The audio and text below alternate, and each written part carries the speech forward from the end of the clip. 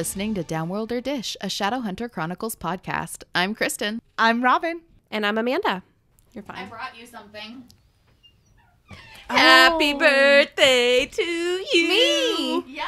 That was so nice of you. I brought you a fucking lemon cake. Yes. You wanted a lemon cake. I did. That's all I wanted. Ta-da! She's such a good friend. I'm not this it's good. a bundt cake. Nothing Yes, buns they're cake, dude. really They are yummy. legit the best. Yeah. And then I have gifts for you, and that's why I needed to record, because I wanted to get the reaction. That's for you. Ooh, it's in a box and everything. I'm not going to open it until you have yours. We're the worst Hers is friends. not. Yay, I knew that's what it was going to be. Cute. That was very... And you get to pick one of those. Ooh. Press the button, Amanda.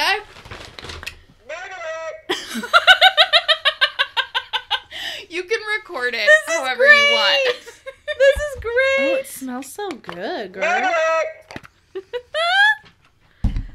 So Amanda These are has glass? Yeah, I make those. Yeah. That's good. I still want soap. Good. Good not like job, dude. I will bring you soap when I make Andy some still more. wants soap, too. I will bring some.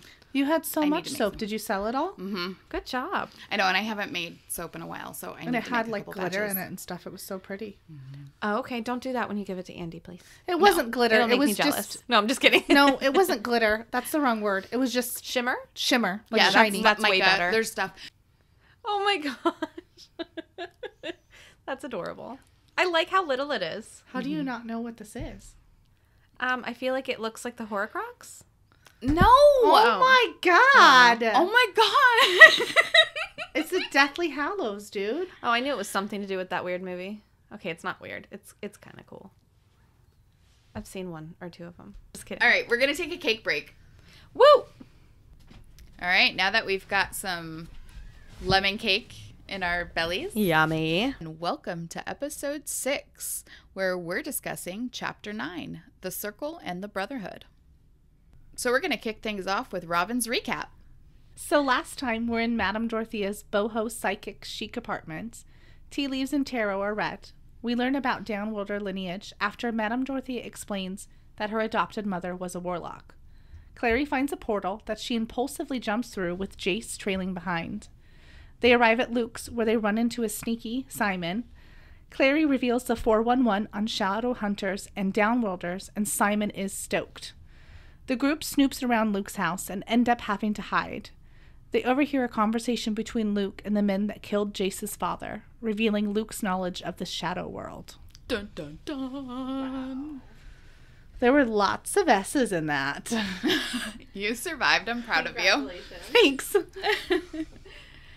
Okay, so the start of chapter 9. We're still in Luke's apartment. Or is it a house? It's a house. She calls it a house. Okay. But there's also a store attached. So I really don't know. I'm still really confused. It sounds pretty big, so... We'll call it a house. Okay. So, understandably upset about the men he just saw, Jace dismisses Clary's attempts to comfort him. She suggests they leave before Luke returns. A surprised Simon is sort of making fun of Jace for taking the subway because he thinks a demon slayer should have cooler means of transportation. I mean, they did take a portal to get there, so can you blame him? No, I'm totally on Simon's side. I want a Scooby-Doo van. Yes.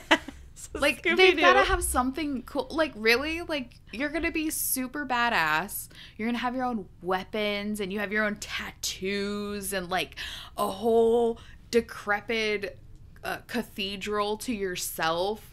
Like, to do all of your, like, badass ninja stuff. And you don't have a car? Yes. What's wrong with you?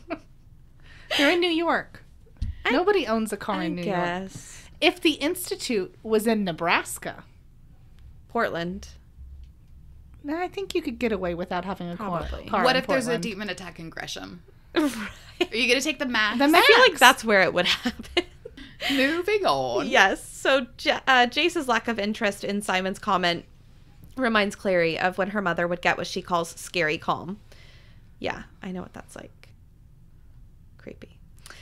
While on the subway, Clary wonders to herself if it's wrong to be almost glad that the men that had taken her mother are the same that killed Jace's father. She feels that now Jace will help her. basically she thinks he'll want to help her more, that's a good point. I hadn't thought of that.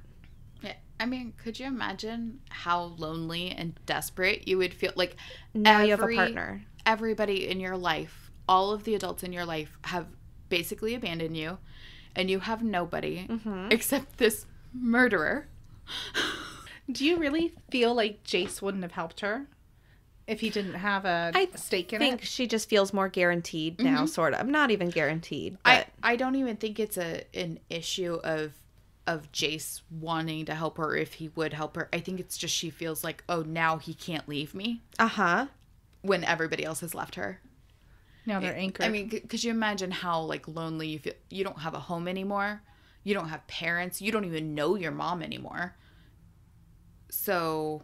Well, it seems like he has the insight sort of into the whole situation to help find her mom. Yeah. I mean, like... Yeah. Your mom is up to some weird ass shit. Mm-hmm. She got herself kidnapped, I guess. Don't victim blame. Shame. Okay, but like think of it as if from Clary's perspective. Be like, what is my mom up to? Like, yeah, she's just some art lady, like artist. Artist. Words are hard.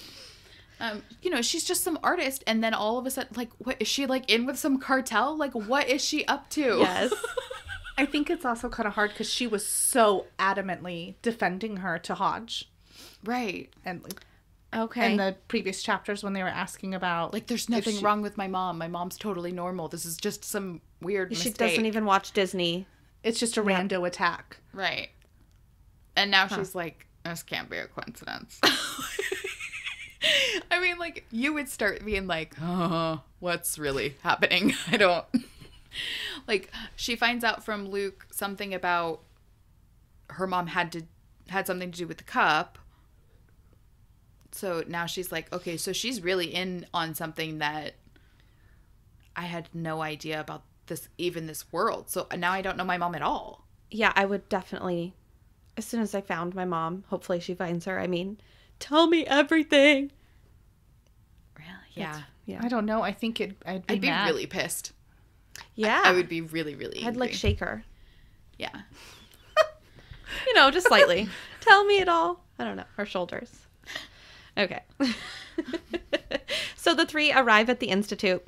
Simon is surprised at how run down it is with broken windows and police tape sealing the doors. Yeah, that's weird. Letting her mind relax, Clary was able to see through... Yeah. Letting her mind relax, Clary was able to see through the glamour that revealed the real Institute. She explained to Simon that it was a glamour and that it isn't actually run down. Jace tells Simon that he should be honored to be one of the first mundanes in the Institute. Ugh. He just makes me want to barf sometimes. I'm like, you know what, Jace? Why don't you get down off your damn high horse? You should be honored. Right? Say it in the British accent, Kristen. What?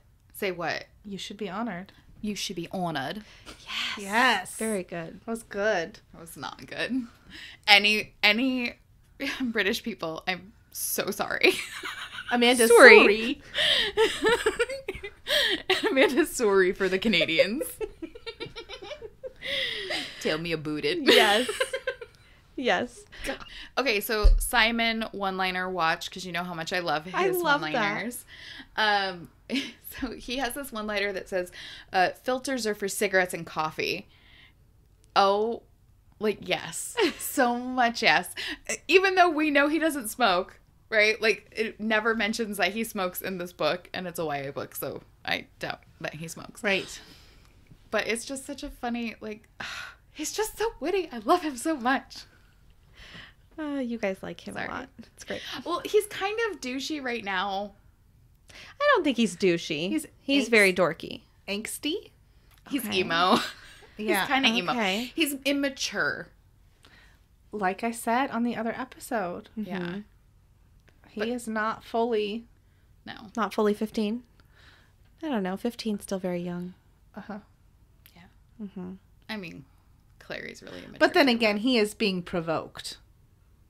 That's fair. He's being Jace might act all hoity-toity and like he's like such a badass or whatever, but he's also like, and like, he's not emotionally mature. Like, he's still like a neener, and he's a bully. And he loves it, and he likes to get a rile out of people because he's an asshole. Do you think this is the most that he's been around, quote unquote, like mundanes? Yes. But I think it's more than just mundanes, is he doesn't get to be around other people his age, and I think they entertain him.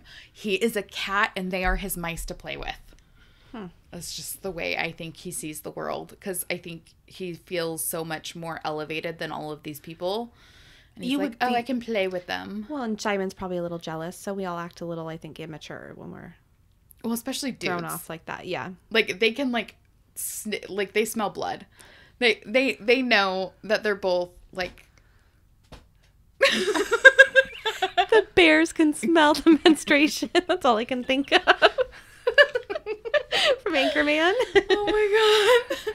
I think Jace has had some training on controlling his emotions. Yes. Okay. Do you think that they... I just assume it's like ninja training. Right. I don't think it's training. I think it's just he's very guarded because he's been traumatized so much in his life. So, like, his dad died when he was 10. I just don't think that he is as emotionally mature. And I think that's why he's colder and kind of, like, detaches from his emotions. Because he didn't have a fuzzy upbringing. When you don't have a whole lot of opportunities to interact with lots of people. Mm-hmm. I was thinking it more as he's been trained to kind of control his emotions. So he's very purposely poking Simon because he can get the reaction from him. I think that's just his personality. Okay. I think he just really enjoys Is ruining he people's showing days. off a little too, maybe? Oh, yeah. Yeah. Well, I mean, I think for one, he pegged Simon being in love with Clary immediately.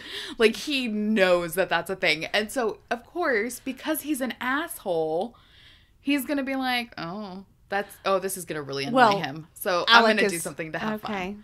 Alex is Alex. Again. Alex is very not in control of his emotions. So I take that back. There's probably no training for that. I think it's just, he's such a damaged little boy that, I mean, you don't watch your father die and, like, not be traumatized, right? And then he's an orphan. And so, of course, you're going to be, like, really guarded with your emotions. Yeah, losing your parents can really do something like that to you. Even just one parent. Absolutely. Sorry. I'm sorry, I'm laughing. I'm like, I'm so uncomfortable. It's weird not, like, agreeing with you the whole time you're talking. So I'm uncomfortable. I'm sorry. I'm joking. Okay. All right. Once Jace sees... Oh, man, pull a Robin there. Once JC in sync. Sorry. Once inside, Jace sees Church and asks him if Alec and Hodge are in the library. Church the cat. Yes. Yeah. I really like this cat so far. Yeah. By the way. I think I'm a cat person. The more I think about a cat. Okay. While following Church, Simon sees a corridor lined with bedrooms. He asks how many people live there, and Clary explains that it's a place for Shadowhunters to stay when they are in the city, like a safe haven and a research facility. So in this part, is it just me, or does it seem that Clary's kind of Jace-esque in her situation of explaining the Shadowhunters? Like, she's very, duh. I know that answer. To Simon, where it was like, dude, like, legit, less than 24 hours ago, bitch, you didn't know? Yeah, she's so shitty about it. She's so hoity-toity. Yeah, she is not nice to him. So I listened to the audiobook, and they do, like, so Mae Whitman, who is the love of my life, I want to marry her, even though I'm already married, but that's okay. She narrates it, and it's very snotty when she does it. And okay. I was like, I yes, imagine that's hearing exactly the how I voices read would help. it. Yeah. I'm trying to find... Okay, here we go. I found it. It's an institute, Clary said. A place where Shadowhunters can stay when they're in the city. Like a sort of combination safe haven and research facility. And then Simon goes, I thought it was a church. And this is italicized. It's inside a church. Okay. Right. And then she immediately apologizes. Like you can tell, like, the next couple of lines, she's like, oh, fuck, I was kind of then being she goes, an I know asshole. it's weird, she said quietly, but you just have to go along with it, trust me. So she totally was being a jerk. Right. Yeah. But it's like, in my head, like, I see her kind of, like, showboating The for head Jace and bob. then whispering. Like, to, like, just go with it. Like, Oh, like being my wingman. uh-huh. Okay. Like, I know it's weird, but okay. Right. I hear But, like, you. I have to pretend like I'm cool with this. But I think it's just a cover-up because she wanted to, because she was, like, trying to act all, like, I don't know. I just hate Clary right now. I know that I will like her again later. I just, at the moment, she's really obnoxious to me. And it's not because... She's insufferable. No, it's just, she's just frustrating me right now. You guys are fighting. Yes. Okay.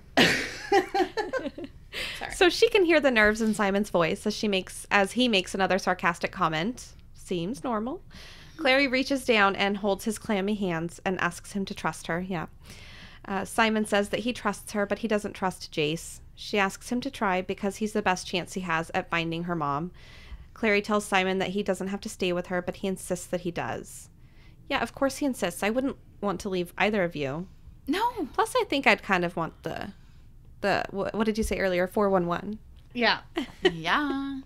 Well, but also, okay, this place is an abandoned church for everyone else, all the police that he wants to call, because you know he does. Yes.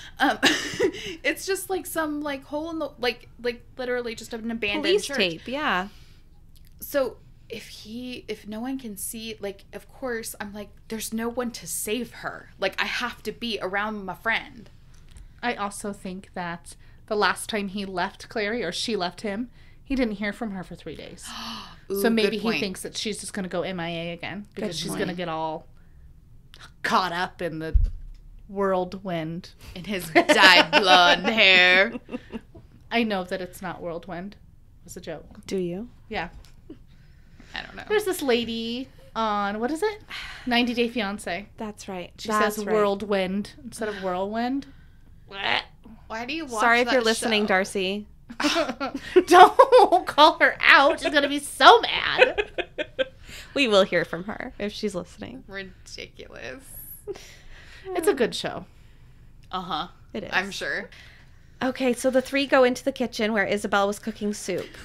I love going into places where people are cooking, by the way. Just, Except when it's Isabel. I guess that's true from what we learn, yeah. So You are welcome. yeah, Robin cooks a lot. She's amazing. Lots of delicious Mexican food. I'm trying. I to learn remember from when her. Robin couldn't cook. Or didn't want to. Yeah, I mean, do you always have Okay. that skill? Not Yeah. just, no, she did not always have that skill. Stop it. Her dad, and okay, your dad ate out to eat every single day. I don't think I've ever seen your father make a meal. He used to cook. The only time I saw food being prepared, like actually cooked in your house, was when Will was trying to cut weight for the Navy and he had to cook for himself. Listen, I used to have to make dinner when I was in 4th grade. In 4th grade, but like from And tell us how you made tuna casserole. With mayonnaise. I didn't know any better. what? It Dang, was 10-year-old very Robin. gross, but we ate it because you don't throw food away. I love how you remember it was gross, But- too. Was that traumatizing? It was that bad. It was nasty. And that's why her dad bought her Quiznos every day. Oh my for god, the I next- miss Quiznos. We used to have a Quiznos here, and now we don't. And they used to Send make your me- bread into a breadcrumb. Who wants that? No, Don't toast my you bread. guys, don't listen to Amanda. Send me turkey bacon ranch with Italian. Their broccoli cheddar soup, though, it was bomb. Okay, so anyway, Isabel can't believe that Jace brought yet another Mundy. Stop. Mundy. Stop. With him, and she says that Hodge is going to kill him. Simon attempts to introduce himself to Isabel, but she's still up Jace's ass about bringing him there. So Jace looks at Church and calls him a backstabbing Judas My favorite? for leading them to the kitchen instead of to Alec. Jace quickly tries to change the subject by telling Isabel that he saw the men that killed his father. Sorry. No, go ahead. Playing the emotional card. Yeah, totally. Don't be mad at me. Distraction. I saw bad things today. I mean, it is sad, but still, he's using it to his advantage. Okay, he's totally, but he's a master manipulator. He's totally doing it specifically for, I mean, like, he needs to relay the information, but he's also doing it so she'll stop being annoyed with him. Leverage. Yeah, so still kind of stuck on the topic of Squirrel. Simon. Yeah, Yeah, exactly. Isabel asks if Simon is one of the men because she's like, okay, so like, why is he here? Is he one of those guys? Like, She totally, I love her. Because she's one of the people, she just does not put up with his crap. She calls him on it. see, she's the one I'm mad at right now. I'm not a huge fan. Okay, but can we talk about... Clary's not a huge fan either. She is so damn salty. Yeah. She, like, picked up Alex's saltiness and just sprinkled it all over herself.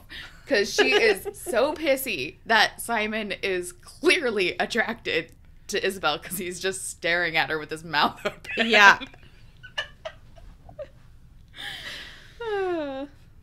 Action of this. Maybe you added it to the wrong part. No.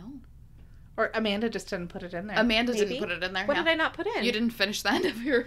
Are you serious? It's okay. Okay, so... I am done. It's fine. It's fine. So, Sorry. Absolutely. So Clary's all annoyed because Simon is clearly all into Isabel. Like the cartoon. Yes. Like, doing. Very good. Swing. I just Roseanne laughed. That was Yeah, good. you did. Okay. And then, of course, Jace immediately picks up on the fact that Simon is hot for Isabel. I Well- think it sounds like it's obvious. Yeah. I know, but he's just looking for a reason to, like... Sting on him. He is, and I think it's because he sees how Clary clearly cares about Simon, and I think he's just kind of like, I think he's jealous. But There's I a don't lot know of that it's jealousy going on. necessarily about, I think it's just the immature jealousy of like... Or is there a lot of 15-year-old hormones flying That around? too. Uh-huh. Don't say 15 and hormones in the same sentence. Ew. That's- My kid's 12. Mine is 15, Ugh, so. gross. Okay, and so he calls him out, and he says, we know you want to sleep with Isabel. Why don't you just ask her Oh my god. and get it over with so you can go and live in your humiliation or something like that? It's so mean. It is. This is not the gentle bullying we talked about. In the No, other it is episode. definitely not. It's not nice. No, it's rude, and he does not have consent from Simon. Right. And, of course, Clary at this point jumps in, which good, because if she didn't jump in and stand up for Simon, I would have been really pissed. I agree. You would have been fighting even more. Yeah, she would have been Clary. further down on my shit list. Well, because you always stand up for your friends. If you don't stand up for your friends, then you're a coward and you are not a Neville. This is why you're a Neville. Gryffindor. That's what I was going to say. I That there is my new button that says nerds every time these two nerd out. Nerd up. I'm going to call it nerd up. Nerd up. That sounds really All right. good. Okay, back on track. So we've nerded up. I just also wanted to touch really quickly on this little micro scene. I know it doesn't really have anything to do... with the rest of... Like, it's not important to the storyline. The plot? That's the word. Thank you. Very good. See, I told you she has a way with words. What did I tell you to call me today at work? Smith. Wordsmith? Smithy. Smithy. Smithy. Oh, it's very Because she's a old-timey. wordsmith. I could, yeah. I like She that. asked for a nickname. No, I demanded you call me Okay. That's fair. Wordsmith, and then you will address me as Smithy if you want me to help you with Okay, an like email. all the time? Yeah. Yeah, when you want me to help. Like, when I want you to text for me when I'm driving, Shh, I am her I scribe. say, be my scribe. I really Like, should ask drive. Jeeves. She would die if I drove. Ask Jeeves, how old are you? Yeah. Yeah, what is that even from, like, Yahoo? back in the day. Yeah, it was the first Google, right? What's the first So, Google? The other day I was yelling at Alexa, hey Alexa, whatever, and he goes, are you talking to Siri? Because apparently I was saying Siri, hey Siri, the whole time, but I was yelling, why is Alexa not working? You said Wrong Surrey robot. again. It's because Siri. I say Surrey. Sorry. Again, we are not going to get Tom Cruise's daughter on the phone. You guys, it's Siri. You just don't know Whatever. who This my is- friends are. This is the same woman that went into the bathroom at Sushi and came out and said she couldn't wash her hands Because the soap dispenser was broken. And I said, Amanda, you have to pump it. It's not electronic. She just put her hand under it. Oh my God, you're so stupid. She's like, nothing's coming out. It's broken. I was so mad. I'm like, this sushi place sucks. I can't even wash my hands. We've been in the car. And then you have dad voice. You gotta be smarter than the machine you're trying to operate. No, not you. Robin had the dad voice. All right, we're going to get back on track, though. Okay. So I also really just love this micro scene. It has nothing to do with the plot. But where Jace is, like, avoiding, like, he's not going to eat whatever Isabel's making. Jace goes in the fridge to look for a snack, and there's all these Tupperwares, like, labeled with Hodge's food. And Jace just, like, opens one and starts eating it. And I just love how much it says. It's so subtle, but I love how much it says about the dynamic of the people that live in the Institute. And kind of, like, Chase is just a dick to everybody. Even his mentor. It really informs who he is. Right. Like, he doesn't care. But they're also, like, a family, because you would do that to a family member. You wouldn't do that to a coworker. Never do that. No. That's right. I would. My kids love, it's so weird. My daughter one time said, literally, I love eating other people's leftovers. What the hell? What kind of monster did you raise? I was like, what did you say? That's so weird. It's, like, so specific. She's like, no. I don't care. People's. Like, I don't want it when it's made for me. Yeah. I want it when it was made with love for somebody else. Nor when it's fresh. Like the leftovers. The dry rice. I think you raised a sociopath. It's possible. No, she is the sweetest kid in the world. Can we talk about what Isabel was making, too? Okay. I get it that she can't cook or whatever. She's young. But at the same time, you're not stupid. Isabel isn't stupid. She's intelligent. Okay, if a Kelpie tells you it's good, guess what? A Kelpie does not eat the same things you eat. Right. You guys have a different palate. Right. Stop it. And none of those ingredients sound good. Like, none of them on their own sound good. So she why used would you tomato paste with, like... a whole fish. Fish, that's right. I was thinking chicken. It was fish. And, like, peanut butter or something. Something gross. It sounds, again, referencing Friends, it sounds like that episode when I think it was Rachel. The trifle? Yeah. And he's like, meat? Joey's, meat? Good. Chocolate? Good. Ladyfinger's good. Yep. It's like, get some taquitos out of the freezer. Put them in the oven. You're good, girl. Yeah. Don't Just do buy this. microwavables. Mm-hmm. Well, maybe she likes cooking for some crazy reason. You would think, though, that wouldn't taste good to you either. Like, when I've made something I know isn't good, I'm like, I am so sorry this tastes like butt. Right. It happens. I apologize to my family. This needs more salt, you know? It happens. And then Jace is like, okay, I'm leaving. I'm going to go find starve. Hodge. And so Clary goes with him. And then she asks, what? You're stepping on my part, bro. No, I'm not. Okay. Your part says church leads the pair upstairs. Okay. Shoots, bro. We almost saw another fight. 4th grade all over again, bro. Let's go. Let's go. We're too old for that. You're too old for that. I got bad knees. Fuck. All right, do you want to cover No, that part? it's fine. You go. Oh! Yowza. I'm sorry. This is what your guys' fight looked like? They were just staring at each other right now. I'm gonna step back. All right, so Clary asks Simon if he wants to go with her, and he's like, namaste. Namaste. Namaste and stare at Isabel because I'm hungry. Yeah, okay. You're not freaking hungry, bro. You're thirsty. Oh. We know he's not hungry. No one wants that damn soup. Now what, guys? It's your turn. It's my turn. Finally. Okay, so Simon decides that he's going to stay with Isabel. And then Clary and Jace leave the room to go find Hodge. And Jace says that it is not kind of you to leave the lovebirds to it. Except he says lovebirds. I said lovebirds. Oh, I thought you said lovebirds. You did Kind well. of you to leave the that is very hard. Kind of you to leave the lovebirds to it. And Clary asks him why. I hate myself.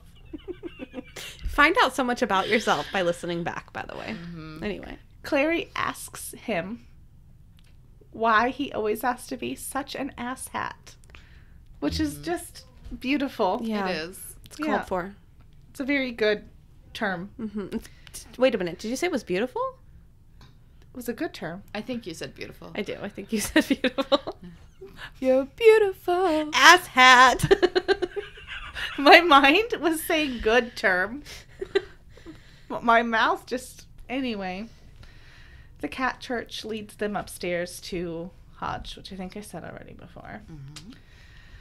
Clary, of course, who can't stay mad for more than 3 seconds, apologizes to Jace for snapping at him, but she points out that he treats her the same way, and he says it's because there's something about her that is unsettling. Yeah, she doesn't act like she wants to jump his bones like That's every other true. girl. She gives him a little fight. I mean, she's not even admitting to herself that she thinks she's hot. Let's be honest, that's willpower. I think that she doesn't admit that she thinks most people are hot. Mm-hmm. No. Seems like she's still kind of shy. No. Yeah. But yeah, she's not falling all over him, and he's used to it. You know what he reminds me of is a human or a Shadowhunter version of Scar without the evil. You're talking about from The Lion King? Yeah. Like, take away Scar's evil, and he's just this, like, I'm better than everyone, super sarcastic, like, likes to toy with people. Nonchalant. Yeah. Like prowling. Yeah. Okay. It helps that the author describes Jace as, like, cat-like all the time, so. Except Scar has dark brown hair. Oh, shoot. Technicality, Robin. He's also a fucking cartoon lion. Yeah. Nailed it. So Clary wants to ask if being unsettling is good or bad, but she restrains herself and chooses instead to ask if Isabel makes dinner for him often. And I wrote to ask if she's taking a trip on the Jealous Sea. That is adorable. Jealous sea. It's not adorable. It's a terrible pun. I love it. Stop it. That was great. What is that called? A boat? No, in Paris. Gondola? Yeah. A gondola ride on the Jealous Sea. That's I don't like think Venice. you would take a gondola in the sea. Venice. Why did I say Paris? Is that the same thing? No, definitely Okay. not. Oh yeah, one's in Italy, right? Yeah. I hate myself. Robin's like, I've been to Canada. Eh? Amanda was sorry. With the Sorry. Girl Scouts. So, She's Oh, that's worldly. cute, though. Did you Worldly. go to Canada with the Girl Scouts? I did. Okay, great. I know too much What's about that? Robin. It's really She's unsettling. basically Canadian. Well, it seemed like you just wanted to, like, okay, I'll just check that on my list. Well, I don't think there's much to... It's Canada. I mean... I've told What you did you do? before. I feel like I knew that, yeah. Because we were talking about a wax museum. Nobody cares. Okay. Okay, before we get into this next part that Robin is going to cover, we have to address the fact that there's a difference between first edition and following editions.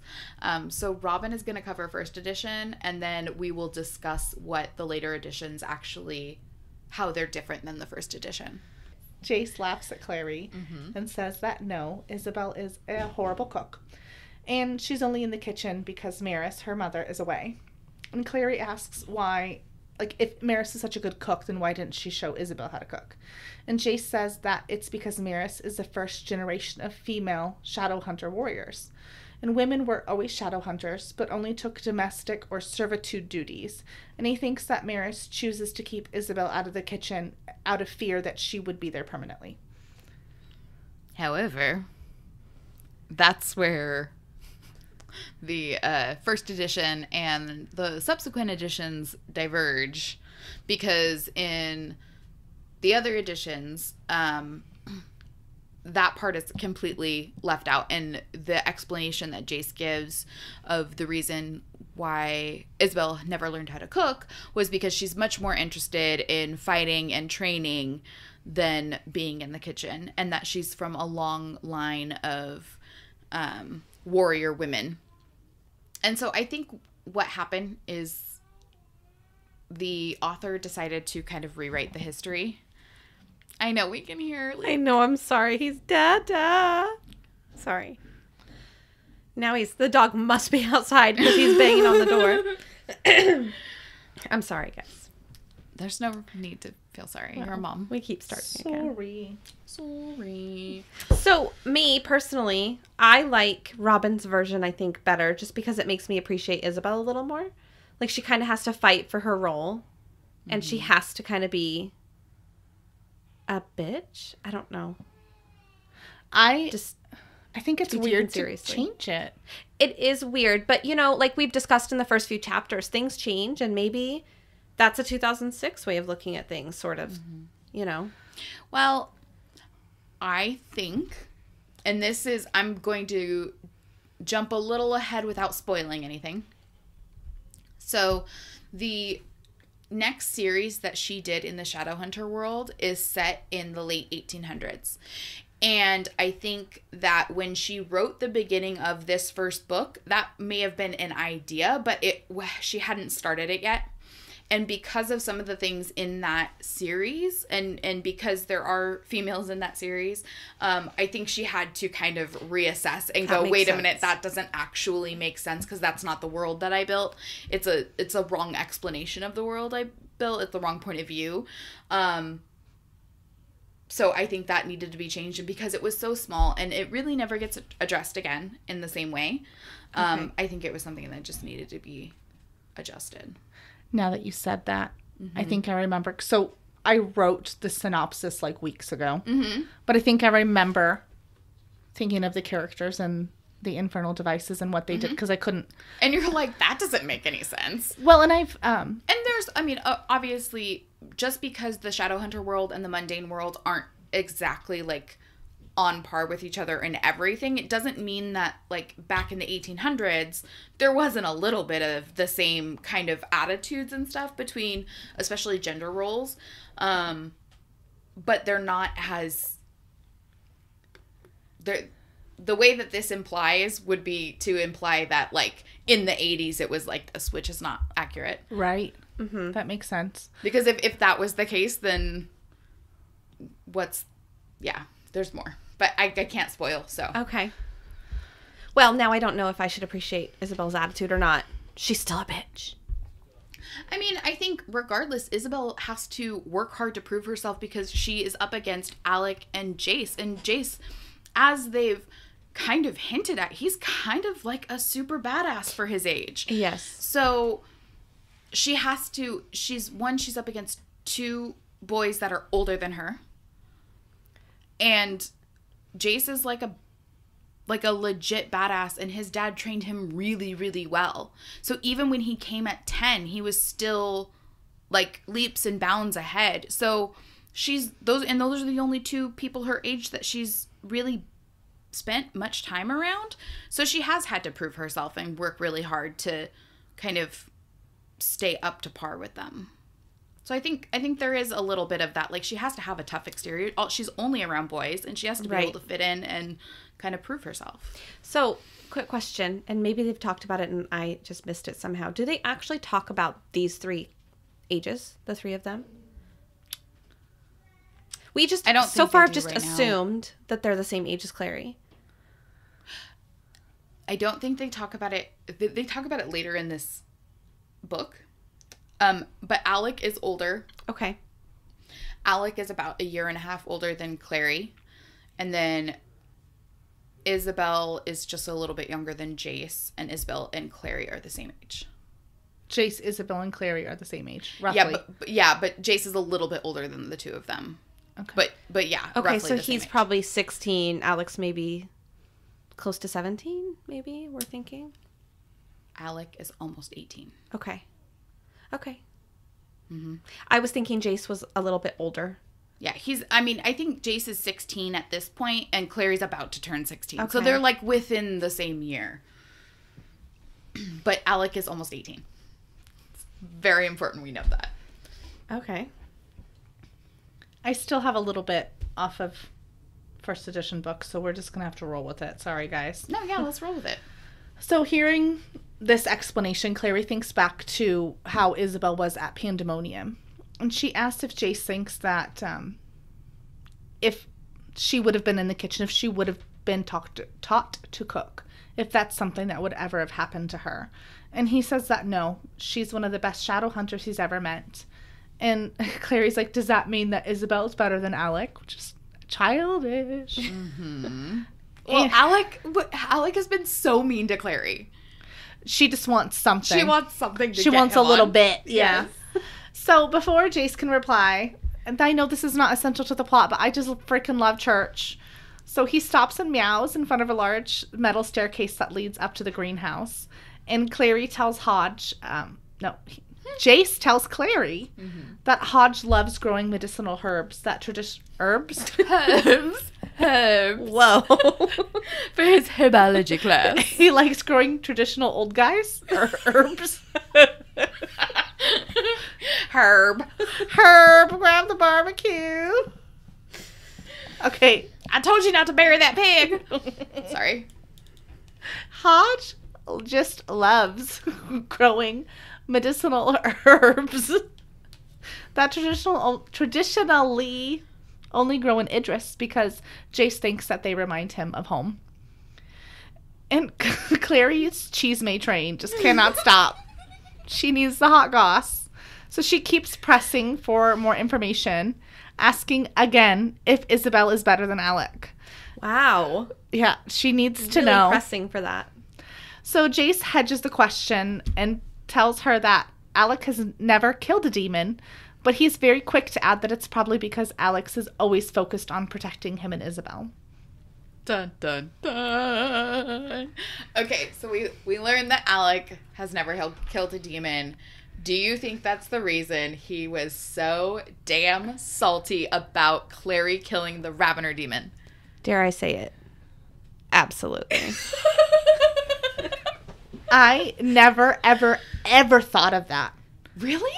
I think this is one of those moments when I was just reading to kind of get to the next thing that happened.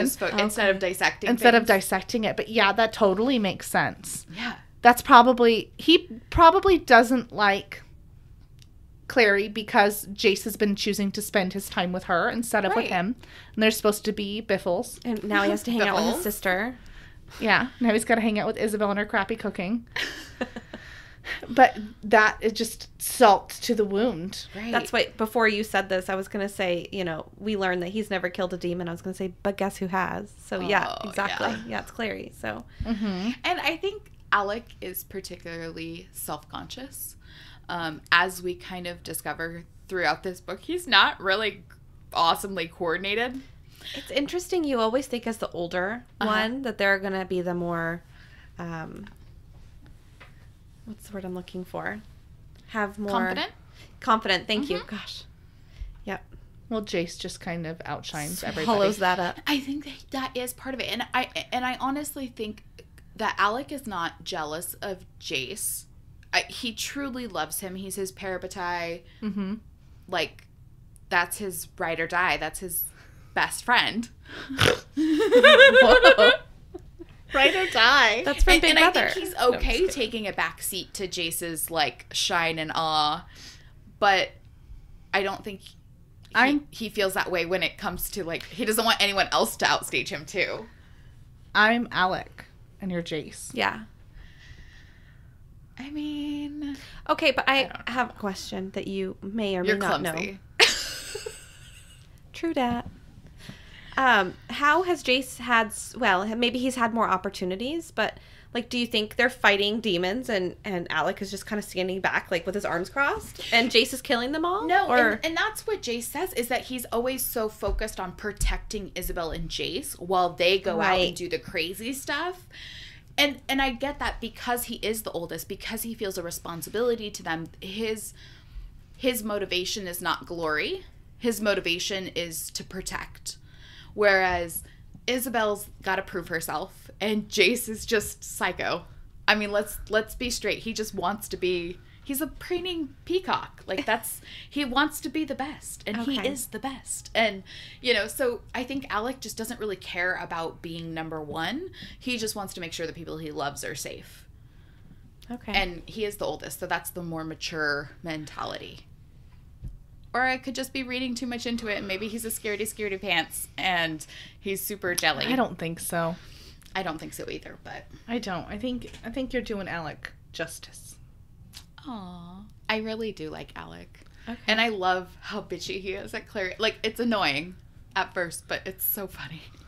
Because she kind of needs to, she needs to be called out a little bit. She's gone through a lot, and she's traumatized, but... She has. But she's also kind of annoying. Yeah. And we're still in a fight, so it's fine. Everything she's doing is annoying, So, Jace why do I have to keep saying so? So? I do it too. Jace and Clary arrive in the huge greenhouse, and Hodge is sitting on a bench staring into a pool of water with a bird perched on his shoulder. Boring. Seriously? It's a pensive. How old is this dude? He's brooding. Just thinking about the past. With a bird hanging out. He sounds like... Dumbledore. He sounds like he should be... Yes. That's what I said. How old is this dude? 174. He's by himself. Do you think that he's thinking of sad songs to try to make himself cry? Like in a music video. Just staring into a pool of water. The window. Yep. Just as it rains. Like that Friends episode where Joey buys the fake Yes, window. Friends again. Is that a fandom you can get behind? Yes. Absolutely. That is what I was going to say. We're going to stop with the absolutely's here. Oh yeah, we made it through. We listened back to all of our episodes and realized that we're really obnoxious. So we're trying to I'm trying to stop saying and like and right and yeah. Those words have been removed from my vocabulary. It's like as much as they could. Yeah. Mm-hmm. That's me. And Amanda's is just absolutely amazing. Absolutely. I didn't realize how much I say it in my everyday life. Mm-hmm. And Robin and I went to a customer's house, and she counted. We were there for not even 10 minutes. And I said it 6 times, apparently. 2 times as we were leaving. So we leave, and she's like, want to hear the number? And I was like, what the hell are you talking about? How many times you said absolutely? I was like, yeah, okay. 6. 2 just while we were standing right there. And I was like, I don't even remember saying it. You blacked out. She doubled. Absolutely. I'm very reassuring. I want people to feel comfortable when they talk to me. Okay, we're off topic. Yes, Sorry. Again. I don't know exactly how this happens, but I just noted it because I wanted to talk about it. So Clary notices that Jace has a lot of nervous habits or tics. Or maybe it's that his body just has to constantly be in motion. So what do you think is up with Jace? Something's up with Jace. My husband is the same way. He cannot sit still. Just constantly doing. And he doesn't have, Yeah. He's just one of those It's not nervous habit. He just likes to move. He just wants to constantly be working on projects. I think Jace is stressed out. He did just see 2 of the men that murdered his father. Uh-huh. And I think it's his coping mechanisms. I think because he's so emotionally stunted, and yes, I'm psychoanalyzing him, but he's so traumatized that he's so emotionally stunted, he doesn't express himself at all. And so I think he just develops these kind of keep busy things to divert his attention from his actual feelings. Can you remind me what he does that she notices? He picks off a leaf and plays with it. Okay, and he does play with his stele a lot. Yep. And things He's okay. Obnoxiously filing his fingernails. Right. Then flipping it like a drumstick. Right. We talked about that last episode. Those at first seemed to me to just be he's obnoxious. That's an obnoxious thing to do. Agreed. Yeah. I think she's looking too much into it. She's noticing a lot about him. Well, I might be projecting a little bit because, as somebody who has anxiety, there are times when you start kind of, getting anxious and you have to like physically do something to distract your body. I've been playing with my wedding ring the entire time we've been talking back and forth. Michael was playing music at work today, and I was just cleaning because I couldn't, like, it's just too loud. I'm wrapping We're all We're crazy. a mess. I'm wrapping the cord around my fingers and playing with my wedding ring. Mm-hmm. So, Jace gives all the deets of their encounter with the Forsaken, Madame Dorothea, and the argument that we overheard at Luke's house to Hodge.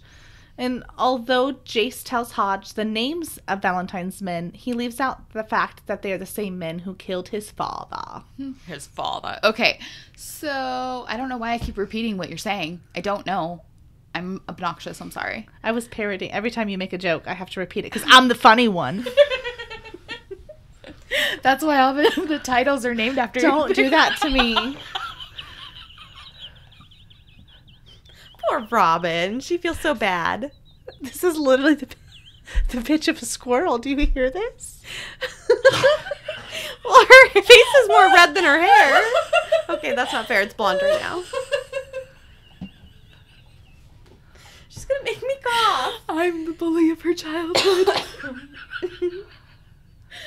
And this is why she has fucking neurosis. No, this is why Robin's playing with her rings right now. Just one. And I'm not a freaking boho weirdo like Kristen. I have a wedding ring and an engagement ring. Get off my back. Mine are not soldered. You need to solder that No, stuff. I like them separate because I play with them. My fingers are too fat to fit both of my bands, so I have to lose finger weight before I can. But I don't think that your finger can handle much more weight with that big old ring. Well, they're like, never mind. I get Beautiful. what you're doing now. It's beautiful. I'm like, yeah, man. No, I have sausages for hands. The entire hand portion is a sausage, not just the fingers. She barely. Do you not have, like, you just slices in the sausage? Fuck, wrap it up. Okay. This is really going to be super. This is not a great episode. It's fine. It's fine. So let's talk about the silent, shut the hell up, Jace gives Clary with his eyes, before she could start spilling all the deets. Do you think you would pick up on the keep your mouth shut?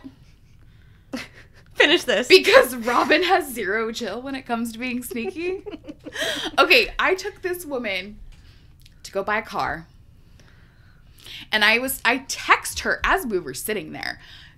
I was texting her something to, like, on the DL, because I didn't want to say it out loud. Okay. And this bitch read it out loud. And I was like, oh, why else would I be texting you if I'm sitting right next to you?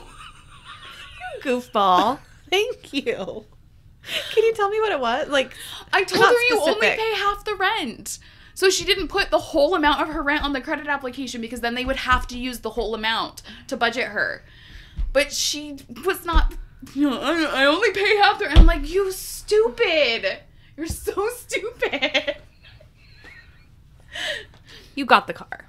Yeah. She did. I have it still. By the way, I bought a car tonight and Kristen had to read my application. So thank you for helping us all buy cars. You're welcome. No, I wouldn't catch in on it. No, you wouldn't. I wouldn't. I don't think that I am really just spilled the beansy. So I think I may have said something. But at the same time, I don't know these people well enough to tell his story. So I don't know if I would have. So you might have just been taking a back seat and letting him drive. Yeah. But if it was one of you guys, I think I would have said something. Because I feel like Robin is so bad at this that she would have chimed in and been like, you forgot this. Aren't you going to tell him? You didn't hear about the best part. She just can't hold in her chisme. She can't. She has to tell someone. That's me, isn't it? You. That's I was me. gonna say that. So, Hodge, God damn it. Hodge says, it is as I feared. The circle is rising again. Except I don't think he said it monotone like that. It is as I feared. Yes. Say it again. I just Why? really liked it. I feel like that's how he talks. That was very As good. I feared. Very good. The circle is rising again. Have you seen The Witcher on Netflix? It's so good. Okay, I won't. Okay, moving on. For once, Jace is just as confused as Clary, and Hodge beckons them to follow him into his study, except he says office, to show what I'm hoping is juicy secrets or hot goss. I love juicy secrets. I think I've made that pretty clear. Yeah. Amanda really enjoys gossip. And it doesn't even have to, like, be good gossip as long as it's a secret. She just wants to know. Yeah. So Hodge is searching through his stuff, and I imagine his office as being like this, like, hoarder stacks of parchment and Like my office. yeah, like dusty books and things all over, and he's just kind of like haphazard, like, intellectual. Like I just imagine him like doing like 4,000 things at once. So I imagined him taking them to the library for some reason. I didn't read that as his office or his study or whatever it is that he called it in my head. So I wonder, I pictured it as a desk in the library for some reason. Did I read it wrong? I don't know. I didn't even finish my part, so who knows what is going on in my mind. But Yeah, it is in the library. okay. The gas lamps were lit in the library. I was like, I thought it was the library too. So I imagine the library, but you're right, a messy desk. But his desk in the library. Mm-hmm. So I think his office is in the library. So I think we're both Right. Everybody's right. Yeah. We don't all need a trophy. I messed up. It's fine. So Hodge emerges from his dusty stacks with a document, and he reads it aloud to Jason Clary. It says, obviously I'm going to read it from the book because I suck. He was carrying a large book bound in brown leather. He paged through it with an anxious finger, blinking owl-like behind his glasses and muttering, where, here it is. He cleared his throat and before he read aloud, I hereby render unconditional obedience to the Circle and its principles. I will be ready to risk my life at any time for the Circle in order to preserve the purity of bloodlines of the bloodlines of Idris and for the mortal world with whose safety we are charged. No thanks. So, my exact note here on the doc is unconditional obedience. Yikes, bro. Sounds super culty, which it was. So Clary is justifiably horrified. From the oath, it's clear that the Circle's intent is genocide under the guise of cleansing. And that was air quotes. You can't see my air quotes. Cassie definitely did her job here. The oath in and of itself definitely warrants a visceral reaction, especially given the obvious similarities to mundane history. Yes. So it's one of those things, like, especially as an American reader, because you spend so much of your school life in public school learning about the Holocaust and things and, parts of our history, that when you read something like that, it automatically, like, totally, like, harkens back to everything that you've learned and all of those horrors. And so it hits you in such an emotional way. And I think that was definitely planned. The cleansing gets me. Yeah. Mm-hmm. Yeah. But, like, you instantly, now you know who Valentine is. Yeah. Like you understand how that kind of a society or group could have been formed without the author really having to do much work, because it draws such a parallel to real life. Mm-hmm. What do you think, Robin?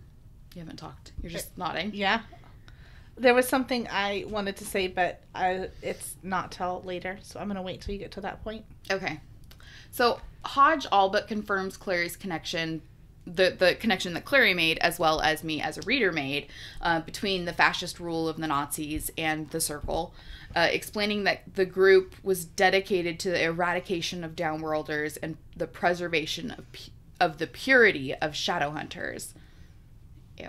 He goes on to tell them about the Circle's plan to upend the Accords by slaughtering unarmed Downworlders when they came to sign the peace treaty in Alicante, causing what Jace refers to as the uprising. So this is the first time we really hear about the uprising. They don't really go into it. It's something that we talk about later. Mm-hmm. But I'm going to cut that whole part out because that was weird. And then in a shocking twist, Hodge tells Jason Clary that the reason he knows so much about the circle is because he helped write that oath.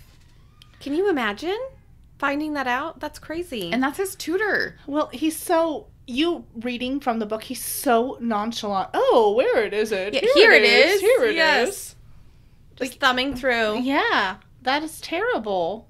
I would be so ashamed of myself. Yeah. Because Hodge explains that the reason there's not a lot of information about the circle is because the Clave is ashamed of that whole thing even happening. It's a black mark. And they basically buried everything. And so the only reason that Hodge actually has a copy of this oath is because he helped write it. That makes sense. Okay, yeah. Because they've destroyed everything. So the hits keep on coming when Hodge tells Clary that her mother Jocelyn was also in the circle. A revelation that Clary furiously denies. She's like, there's no way. Absolutely not. Yeah. Super crazy. How would you feel if someone told you your mother belonged to some secret puritanical hate group before you were born? Like, what? I don't even know how to answer that. That would be so crazy. Right? I wouldn't believe it, like with Clary. Uh-huh. Yeah. But then again, what do you know about your mother? Nothing. She's learned so much about her in the last, few hours. I mean, Right. 12 hours or something. Well, and these characters are all pretty new to us. Like, we've only just met Hodge, but it's definitely an interesting... Sorry, I'm having a moment. It's an interesting perspective to have it as the person isn't the victim. Mm-hmm. You know, the person that you know isn't the victim. It's the persecutor. Right. It's kind of a new... I haven't read much... many books, not much books, much literature. I haven't read much words. I was going to say much literature, but I haven't read many books that take that viewpoint. So it's definitely kind of a fresh. It's definitely a different. Not fresh as in like refreshing, right? No. Fresh as in new. Well, but it's interesting. I mean, just because something, just because one of your characters doesn't do something that's morally right, doesn't mean that they're not interesting. I mean, as an author, writing morally bankrupted characters it's more fun. Well, do we think that that's what she is? Like, how much do you think she really had to do with writing it? Maybe she just happened, she was there. I was talking about Hodge at this Yeah. point. Oh, I see. Yeah. Yeah, because we don't know enough about Jocelyn, but yeah, Hodge made a mistake. He seems remorseful. Right. He seems like, I did something that was wrong, and this is you know what I mean? Like, if he didn't seem remorseful, that would be weird. But why do you think he kept it? And why was he so nonchalant about finding it? That totally rubs me the wrong way. Yes. Well, he wanted to tell them about it, and because it was his to explain things further. I'm just gonna put this on the shelf and save this for my children one day. But Hodge is an academic. It's a library. If the Clave is getting rid of everything, it's history. No matter if it made him look bad or if it was wrong, it's still history. And because he's an academic, I think he would want to save whatever he had, as just, you never know. Mm-hmm. From the dialogue, it sounds like he's, oh no, it's as I feared, the circle is rising again. So maybe he kept it as some sort of proof of how terrible they are. Well, just or even their ideals. No. No, I think he just I don't know from what we hear now. No. From what we hear right now, I don't think that he ever truly believed that Valentine was gone. And there were enough people that were in the circle that weren't brought to justice or whatever that I think he just feared it was going to happen again. Which one person has this horrible idea, but all of these people get on board behind them. So even if Valentine is dead, who's to say that another person that was in the circle wouldn't start something up on their own? It doesn't necessarily need to be Valentine. That's true. Just needs to be another radical that I'm assuming is charming. It's usually that's I think you would have to be to charismatic. convince people to Charismatic. think of such terrible things. yeah. So it doesn't necessarily have to be. I was gonna say V-Time, but he doesn't need a nickname. No, he doesn't. Thank you. Oh, great. And then, of course, if that wasn't enough, Hodge, without skipping a beat, drops the mother of all truth bombs that Jocelyn was actually married to Valentine. Boom! Mic drop. Who called that? It was me, Amanda. Your girl here, seeing the future. Okay? Bam. And then we get more into that next time. Is there anything else that you want to say before we move on to, or before we say goodbye to our friends? If you're still here, thank you. My goodness, thank you. This was a hard one. It was. was short. Mm-hmm. And not a lot happened until we really got to basically the reveal at the end. Right. It kind of left you on a cliffhanger. Mm-hmm. But there was some good character development. There was. Well, we learned some stuff at the end there that was very important, so. This was just a hard one. Very quick to read, but a hard one to really get into. So we appreciate you. Hopefully learned a little about us this time. Fit ourselves in there. I feel like they learned a lot about us this time. Make sure that you've read Chapter 10, City of Bones, for our next episode. We will see you. Not really. We will have you listen to us next time. Bye.